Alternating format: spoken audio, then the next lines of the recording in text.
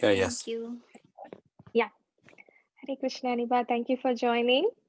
How are you doing today? Yeah, good. Yeah. So let's begin with our 16th session of Rethink Yourself series. Today we are going to discuss about if God is good, why does he allow evil to exist? So let's start with our prayers. ॐ अज्ञानतिमिरन्दस्य ज्ञानाञ्जनशलाकया चक्षुरुन्मिलितं येन तस्मै श्रीगुरवे नमः श्रीचैतन्यमनोभीष्टं स्थापितं येन भूतले स्वयं रूप कदा मह्यं ददाति स्वपदान्तिकम् वन्देऽहं श्रीगुरो श्रीयुक्तापदकमलं श्रीगुरुन् वैष्णवांश्च श्रीरूपं साग्रजाता सगना रघुनाथात्वितं तां सजीवम् साद्वैतं सावधूतं परिजना सहितं कृष्णचैतन्यदेवम् श्रीराधा कृष्णपादान् सगना ललिता श्रीविशाखान्वितंश्च नमो ॐ विष्णुपदाय कृष्णप्रस्थाय भूतले श्रीमते भक्तिवेदान्त स्वामिनिति नामिने नमस्ते सरस्वती देवे गौरवाणी प्रचारिणे निर्विशेष शून्यवादी पाश्चात्यदेशतारिणे नमो महावदन्याय कृष्णप्रेमप्रदायते कृष्णाय कृष्णचैतन्या नाम्ने गौरत्विषे नमः हे कृष्ण करुणा सिन्धो दीनबन्धो जगत्पते गोपेश गोपिका कान्ता राधा कान्ता नमोऽस्तुते तप्त काञ्चन गौराङ्गी राधे वृन्दावनेश्वरी वृषभानुसुते देवी प्रणमामि हरिप्रिये वाञ्छाकल्पतरुभ्यश्च कृपा सिन्धुभ्य एव च पतितानां पावनेभ्यो वैष्णवेभ्यो नमो नमः जय श्री कृष्ण चैतन्य प्रभु नित्यानंद श्री अद्वैत गदाधरा श्रीवासादि गौरभक्त वृंदा हरे Krishna Krishna Krishna Hare Hare Hare Ram Ram Ram Hare Hare. So in today's session, these three things are what we are going to really focus on. Does evil really exist? Why does God allow evil to exist? How does God help us overcome evil? So before getting into these topics, we are like in every section, we are talking about evil, evil, evil. So first, let's clarify what is evil. Then we will discuss about whether it exists or not. So all of us will be on same page when we discuss about evil. So before going to evil, let's see what is etiology and epidemiology. And these two are the medical terms. As you see, etiology means finding the cause of disease. So in medicine, it is defined as a determination of a cause of disease or pathology. Here, its influence on development of civilization can be tracked back to several impressive findings, ranging from different theories and which is the main source of disease and their control. So basically, this etiology focuses on backstory of a disease when it happened. So it has three main categories: extrinsic, and idiopathic, which in complicated terms, if we come to our layman language, we can discuss about the disease coming from within or from external factors, or what is the cause which we don't know. So basically, this etiology is the study to find the cause of a disease. Fine. What is epidemiology? Which means this is a study of the spread of disease and factor affecting the states of health. Basically, here the person who are studying this will collect clues, symptoms surrounding a disease. So they will have a handful of questions to ask, like, who is sick? What are the symptoms? When the disease got discovered? What are the factors? How is it coming? Okay. So you can ask me, wait a minute, you said we are going to discuss about evil, but we are discussing about some terminology which is tough to pronounce. Where are we? Are we in the correct direction? Of course. Before discussing about evil, we should know there is a source for an evil. So we need to find the source of evil. Then we know how to stop the spread of evil. Okay, so many evils, so many terminologies. Let's take a look ahead of what is evil. So, evil is deliberately inflicted pain, which means to cause a pain to someone just to make them suffer. So, if I see someone is suffering, I will get an enjoyment. Wow, this is what I expected. Okay, like that. If someone is feeling that delightment and pleasure when seeing someone else suffering, that is evil. There is no higher purpose for it. It's just to make one person suffer and another person will enjoy. Okay. What is a tragedy? It is unintentionally caused pain. Say, for example, we are driving on the road and someone's brake might have failed or they lost control. And if you notice in the picture, that car's driver lost his control and bumped over to that lady's bike or scooter and caused injury to that lady. That's a tragedy. Similarly, if a car brake failure and ran over someone on the pavement, someone would be standing inside. Those things are on a high level divided are called as tra tragedy.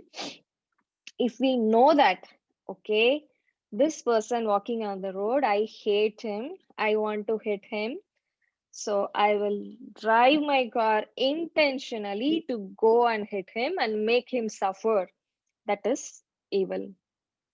The WTC attack, and we might heard about a few attacks in New York, where in the car and the truck they just drove over the people, sort of an attack to make other innocent people suffer and die. Those things are evil. So, at a broader level, if we see this corona, this is tragedy.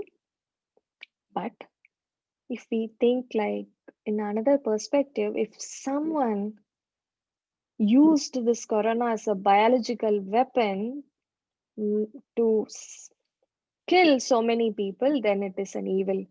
But we don't know what is the root cause of corona still. Everybody are finding it out.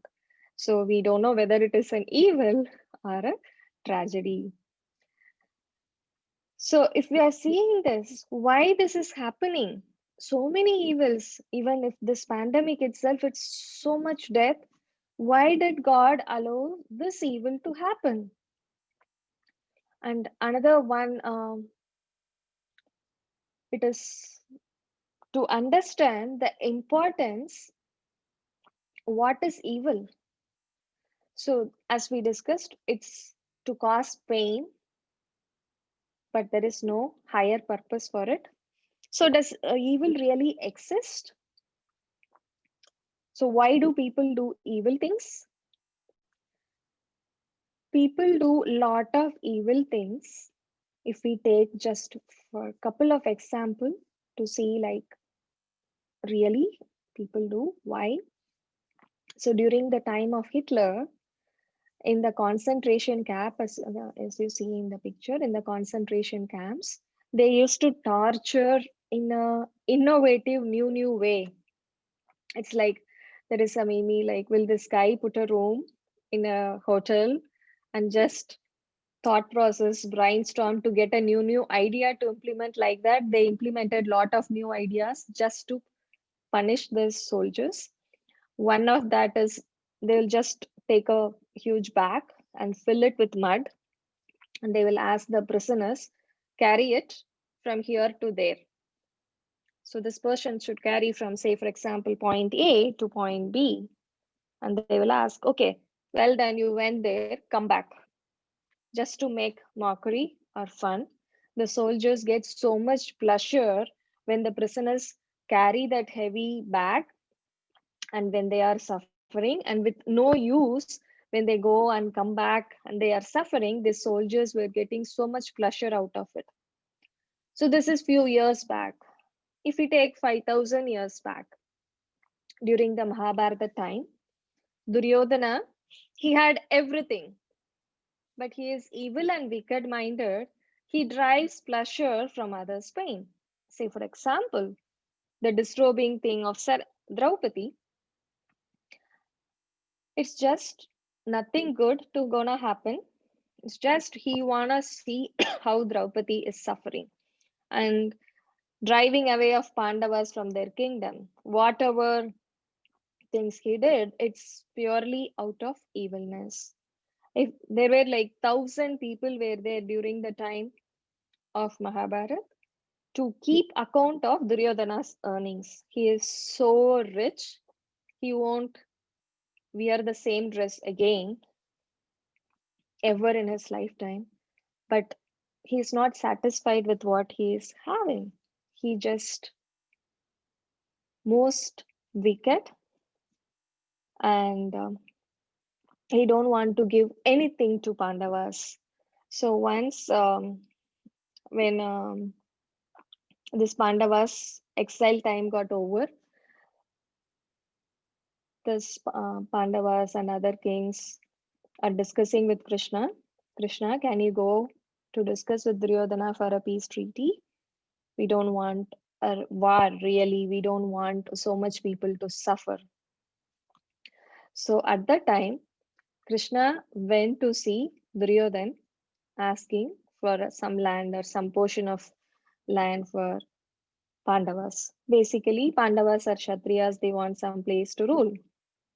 So Duryodhana was like, no, I cannot give anything to Pandavas. So Krishna was like, okay, at least 5 villages? No. A small 5 land? No, I can't give even the space between a needle to thread a needle. That place itself, I can't give it to Pandavas. I want them to suffer. That is what Duryodhana's mind was.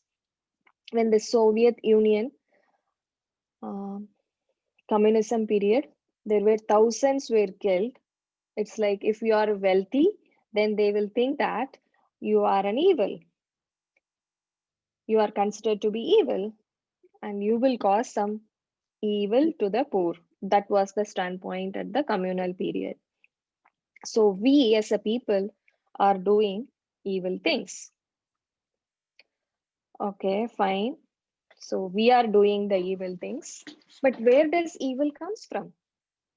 Is it we already had a discussion on this topic.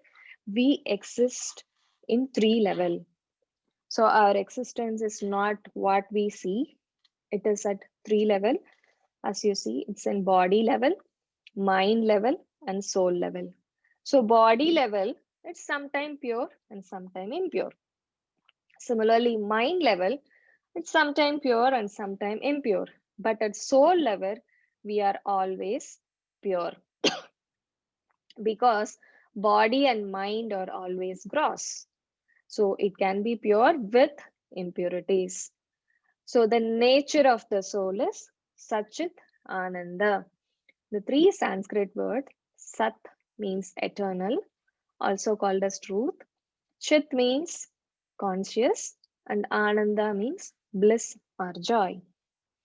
So basically, the very bottom, the soul is pure, but the coverings, mind and body, that acts evil. It appears that soul is acting evil, but the body and mind are evil. It's such a sophisticated instrument. The soul integrate with body and mind. That's when this complex, complicated arrangements come into picture. So whenever we take any sophisticated technology, similarly we get some complicated arrangements where we cannot able to understand the functioning of it. If we simply take, we are like in Zoom call, so you guys are seeing me, but you are far away. My image is captured in this camera and my voice is captured, and it's via transmitter and receiver through electrical signal is passed through the Wi-Fi or net to the machines, and it getting converted and you are receiving it. So there are multiple energies and electronics, electric things in included in this transmission process. So basically, if we ask an electronics engineer, they can able to say that yeah, sound energy is there, and with a couple of transmitter and receiver, we are sending the signals. But if you ask a layman, it's like, I don't know, how is it possible? Seriously, one time I was talking with my grandpa. I was like, oh, you are in America, but with this phone, if I see, I'm seeing you. Are you here outside? Or how can I able to see you? So he couldn't understand like how? How can I able to see you? You are 1,000 miles apart from me. So wherever we take this sophisticated instrument, there must be a complicated arrangement in it. Okay, fine. So if I'm taking a picture over here, just I took a picture of myself. I'm seeing it. Immediately I can see it. I can delete it in as I just deleted and the picture is out. But whatever we are seeing with our five senses, these are five sense of smell, sound, sight, taste, and touch. Whatever we are seeing, hearing, and whatever these senses are involved, these are like marking a permanent impression in our mind. So, mind has this impression from past over past, and the body has its tendency. So, whatever we do, we hear using these five senses, it will get registered into a log file of our mind. So, these impressions are carried forward from our previous life, previous to previous life itself. So, whatever habits, good or bad, whatever it is, the lusty thoughts, smoking, drinking, are the good habits like waking up early, or you are good hearted, helping people, or you are doing some charity work, voluntary work. No one taught us, but these things are voluntarily coming and we are doing it. It is the from the impression we are getting it, and when the correct age comes, and when you are into correct association and circumstances, we will start to behave in whatever way our impressions are. As I deleted a picture which I took now, it's so easy, but with our mind, it is very, very tough. That's where Krishna says, curb this tendency in the very beginning. We need to very, very careful because we cannot delete these impressions. So much we are habituated. If you look out this these many young youth are going for this wine shop or beer shop. And if you take the sellers who are standing and selling it, they might not know whatever they are doing is right or not. Even those shopkeepers or the shop owners, they will be so used to it, and habituated to that things, they are not really aware whether whatever they are doing, this selling alcohol to so many youths or the next generation, is it good or bad? They are just doing it for money, and that will have the impression in their mind. So if you see these rowdies, just for money, they will kill whomever they want and fight coolies. They are just doing it for money. This also come from their past impression, which will be there in their mind, but at the right time comes, it will come out. Example is Mrigari. This hunter used to kill the animals, half kill. He will kill the animal half, which means if he aimed an animal and send us arrow, the arrow won't make the animal to die immediately. It will be half killed. So it would be in pain, suffering for like say 1 or 2 hours, and then it will die. And Mrigari will sit and watch, like we are watching a movie. Mrigari will sit and watch. Wow, it is suffering. Oh my God! In another 10 minutes, 5 minutes, it will die like that. So once Narada Muni was coming in a forest and he sees like half killed cow, here half killed deer, so many animals. Oh my God, he couldn't tolerate that pain. So he was coming along and he saw Mrigari and he asked, "Hey, what are you doing? Why are you doing this?" And Narada Muni explained to him everything, the entire science of karma. And then he understood whatever he are doing is wrong. And then the transformation occurred in his life, that from a sadist he became a saint. And he started how sinful he is. Narada Muni asked this Mrigari to chant Ram, but this guy was so sin that he couldn't able to chant the Ram. In Hindi, Mara means death. He could able to say Mara, but not Ram. So Narada Muni said, okay, fine, you say Mara, Mara, Mara. So Mara, it's first time it was Mara. Next word, Mara becomes a Rama, Mara, Mara, Rama, like that. So this guy started chanting and he got purified. And few months later, Narada Muni came over that place again. So this was that Mrigari, this hunter. You can see here in this picture, he became a saint and he wanted to fall down like to pay the obeisances to Narada Muni. But on that path, there were 100 ants. He don't want to hurt the ant. So he just in a half kneel down position waited for the ants to cross that side. And Narada Muni was so surprised. That's the transformation we need to go through from a sadist to a saint.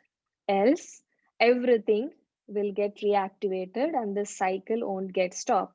As you see this butterfly transformation from a worm to a beautiful butterfly, we just want to go over from the worm to a butterfly, this transformation in our life to come out of this evil things or to come out of that past life impression and to end this impression thing. As I said, in a phone, it is quite easy until and unless we transform the impressions in our brain won't get changed. So you might know already, we used to tell the story to kids. It's the same. There is a demon and an angel inside our mind, always. It's not always white and gray, that this is good or it's bad. Because the soul is integrated with the mind and body, we are doing the bad things. There is Duryodhan and Arjun in each one of us, like the demon and this angel. Who are you going to feed? If we feed the good angel, then we will behave as good one. If we are feeding the demon, then the demon will become stronger and stronger. Who are we going to feed and what are we going to become? So, do we want to feed this demon and make that stronger, or the angel to make the angel stronger? Association is what makes everything. So, as we discussed, it's not always a white and gray. Are people good or evil? Some people are intrinsically evil. People always, like, in good situation makes them act in evil. But if you see the center point, soul is pure, but the mind can be good or evil. It's like a pendulum. So basically, we are out of our ignorance making things bad and bad, and with this cycle of good and evil, we are going and doing the evil things and getting trapped in it. We discussed about this um, different types of sin last week. I'll just go over quickly. So, with our ignorance, we got a sinful desire, and with that sinful desire, will become a sinful action, and it will become an unmanifested reaction and a manifested reaction. So, if the unmanifested reaction is there, then it would become a sinful dispositions. Okay, to be very short and clear.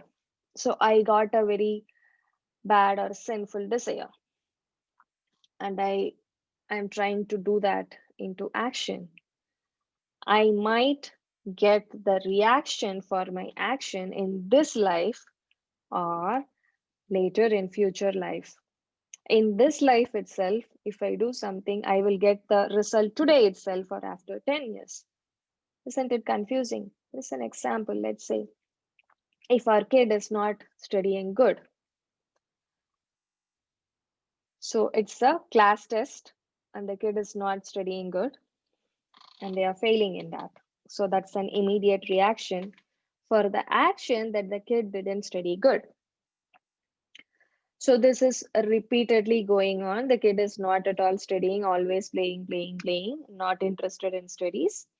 His marking period also, he is not scoring good and he is failing. So for the activity which day one, day two, day three, we are missing it out or we are not doing correctly, we might fail after a year, we might not get promoted to the next grade.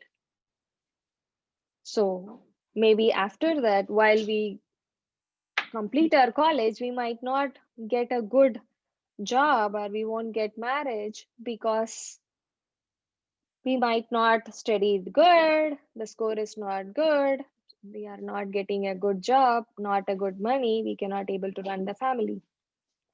Or like the examples we discussed in last class, like the karma for Duryodhana, why all his 100 sons died, why he became blind.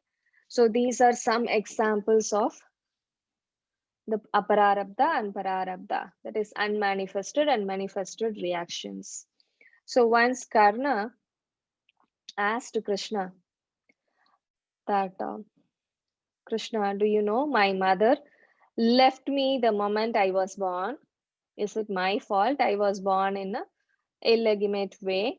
I did not get an education from Dronacharya because I was considered a not Kshatriya and he was not able to. He said, I cannot give the knowledge to you. And Parashuram taught me, but then gave me a curse to forget everything since I was a Kshatriya. A cow accidentally hit by my arrow, and its owner cursed me for no fault of mine. I was disgraced in Draupadi's Swayamvar. Even Kunti finally told me the truth, only to save her other sons. Whatever I received was through Duryodhana's charity. So, why these all bad things happening to me, and how are you? Am I doing anything wrong? Like that. But Krishna explained him that everybody life has challenges, but what is right dharma is known to your mind, your consciousness. So no matter how much unfairness we have got, how many times we were disgraced, how many times we were denied what was due to us, what is important is how you reacted at that moment. So what is that reaction? Whether our angel coming out or whether our demon coming out. This puts it in a situation. Does our situation determines our action? If you take this, see this two picture. This side is Anand Kumar, founder of Super 30 and coaches and underprivileged students. And this side is the WTC attack. Is this situation determine our action or how are we reacting towards? Is that determining it? So how we react makes us, or I can say which one we are feeding makes a lot of difference.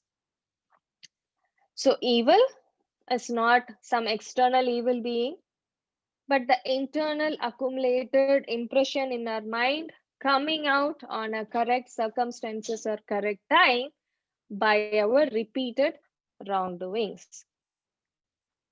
So, what Krishna says about this? This is the verse which we are focusing today. It's 5.15. Nadate kasyachit papam na chaiva shukrutam vibhuhu anyanena vritam jnanam tena muhyanti jnatavaha. It means, nor does the Supreme Lord assume anyone sinful or pious activities. Embodied beings, however, are bewildered because of the ignorance which covers their real knowledge. So, our soul is covered with the ignorance. With that ignorance, we are getting that so many sinful desires, and we are doing that by our sinful action. By the reaction, we are getting the different types of sins. I'm taking a pass here before we are move to the next topic. Have any questions so far?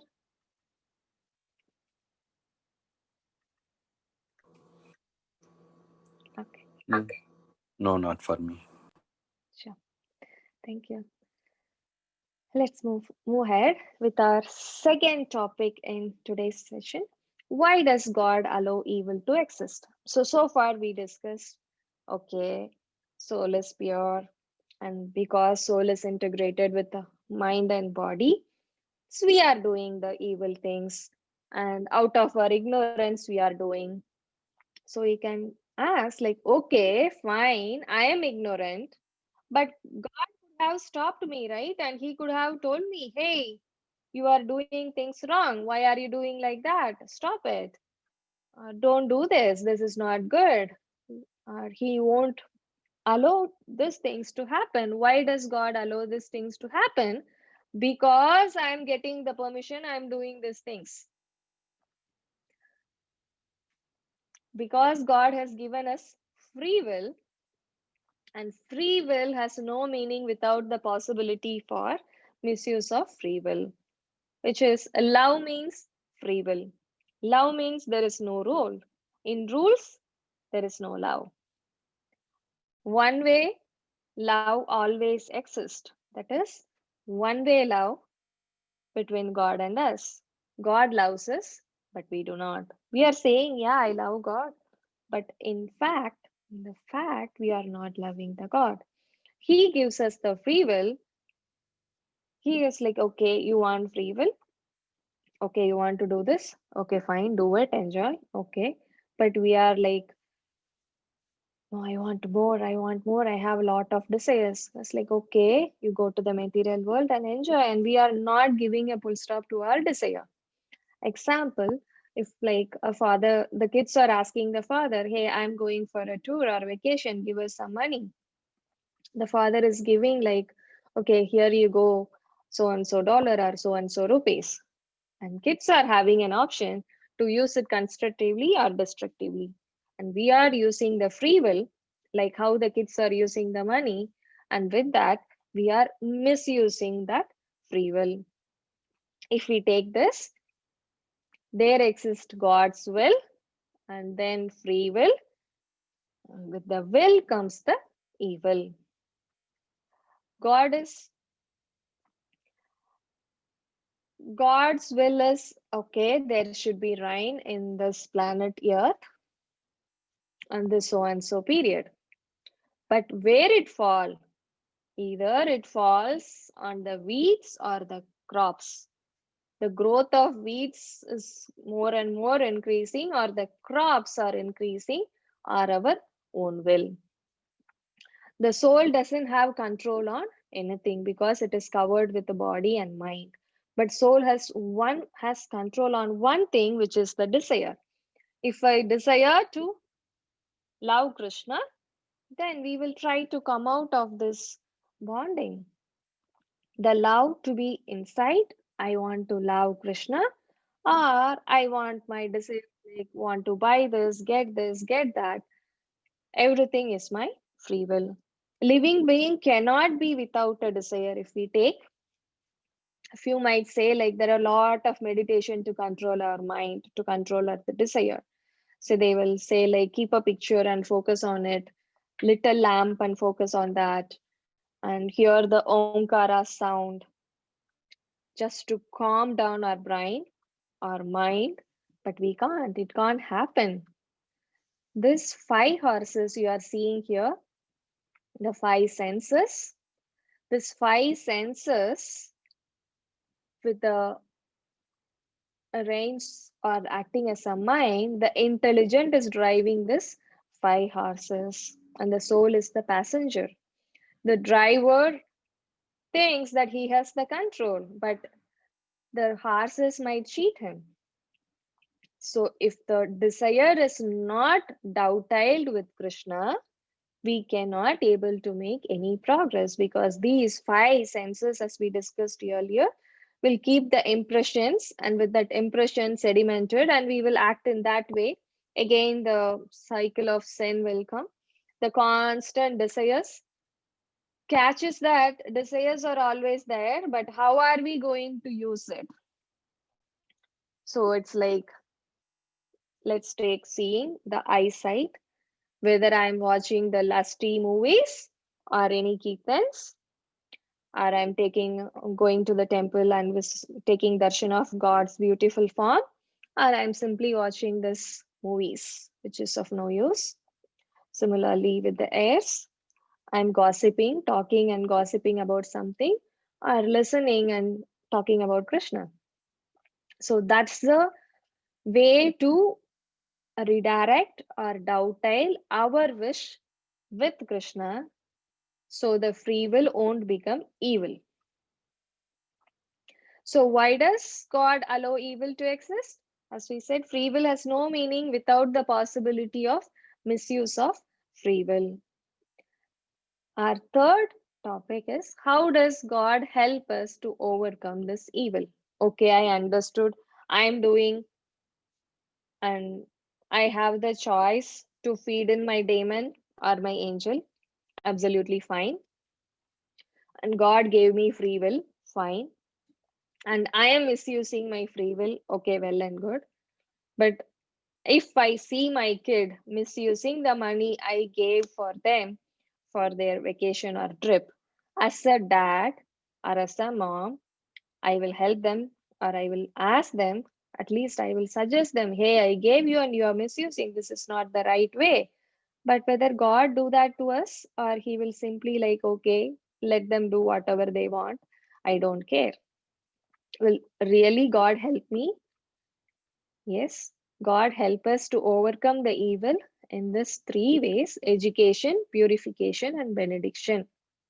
What is that? So, education is the knowledge of correlation between choices and consequences. We saw last week about karma, akarma, and vikarma. So, those are the educations. We are getting it. We are getting that knowledge, what I should do, what I should not do.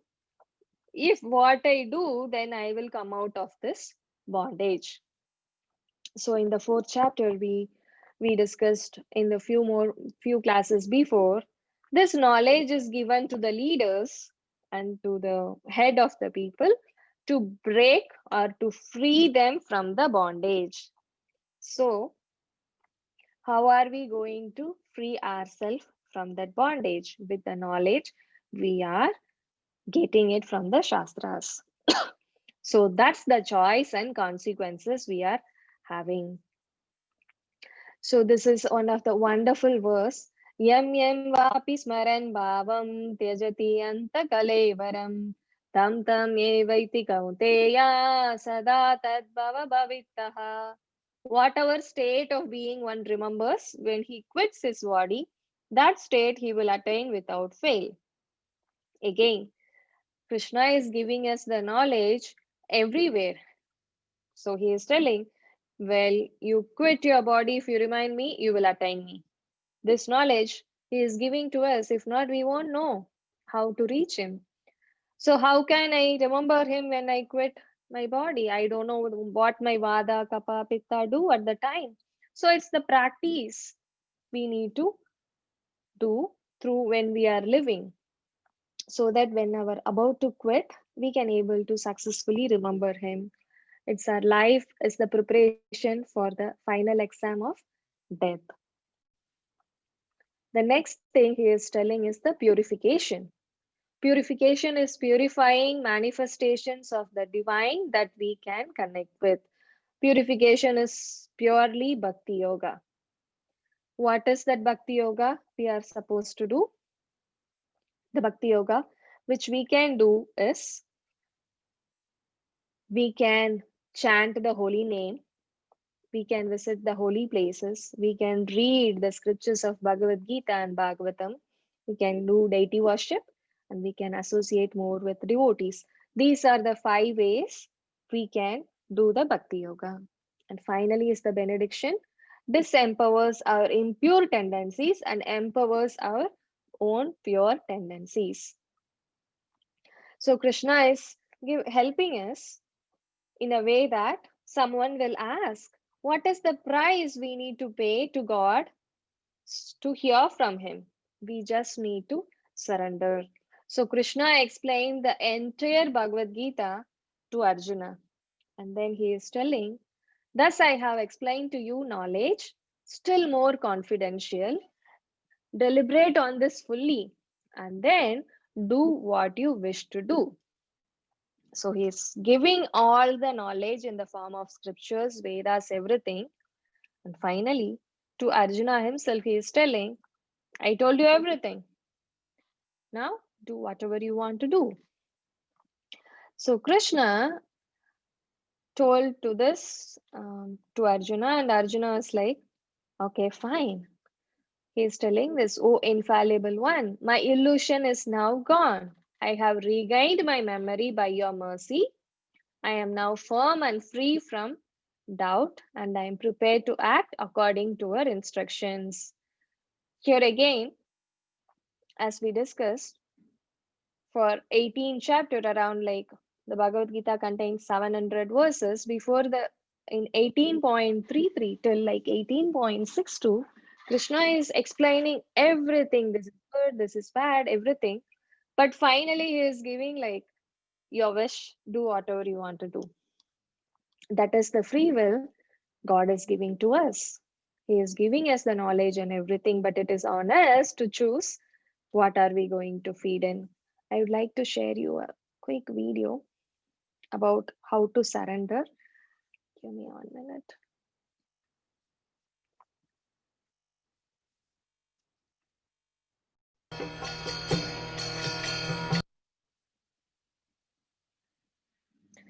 So this is the process. What price we need to pay to Krishna?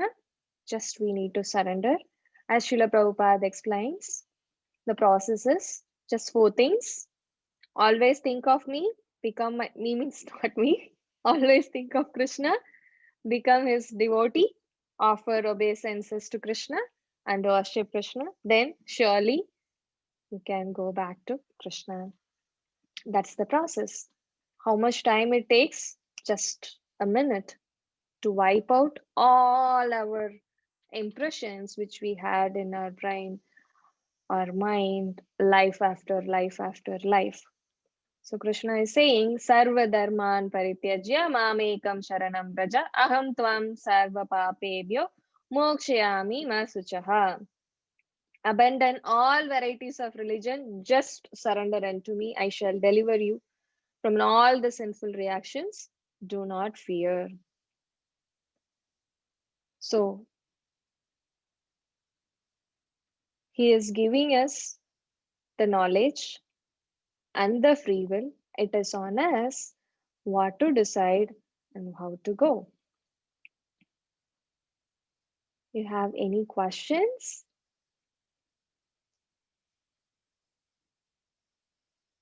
Whatever we discussed about evil, tragedy, who does that evil, am I pure or impure based on the constitution or the three levels where I am, the body, our mind, and soul.